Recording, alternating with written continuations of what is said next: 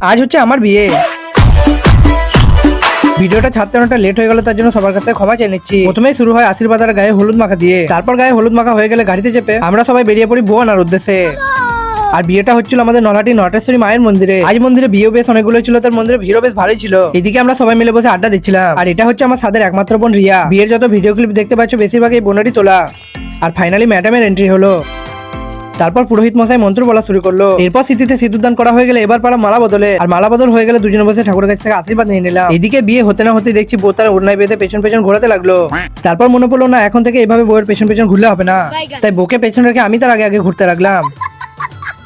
এরপর 7 পাক ঘোরা হয়ে গেলে চললাম এবার সবাই মিলে রুমে বসে একটু টিফিন করে নিতে। তারপর টিফিন আর ভোজভাত খাওয়া হয়ে গেলে চললাম ভবানন্দপুর বাড়ির উদ্দেশ্যে। এরপর বাড়ি ঢোকার আগে মাতার নতুন বৌমাকে হালকা করে একটু মিষ্টি মুখ করে নিল। এদিকে জামাইবাবু তাড়াতাড়ি নতুন বউকে কোলে তুলে বাড়ির দিকে আসছিল কি ক্যামেরাওয়ালা দাদা দাঁড় করিয়ে ছবি তুলতে লাগলো। বাড়ি আসতে নতুন বউয়ের হাতে একটা লোহার বালা পরিয়ে দিলাম। তারপর সবাই মিলে এক এক করে আমাদের আশীর্বাদ করতে লাগলো। রাত্রে ভোজ ভাত খাওয়া হয়ে গেলে সবাই মিলে লেগে পড়েছিল জোর কদমে ড্যান্স করতে।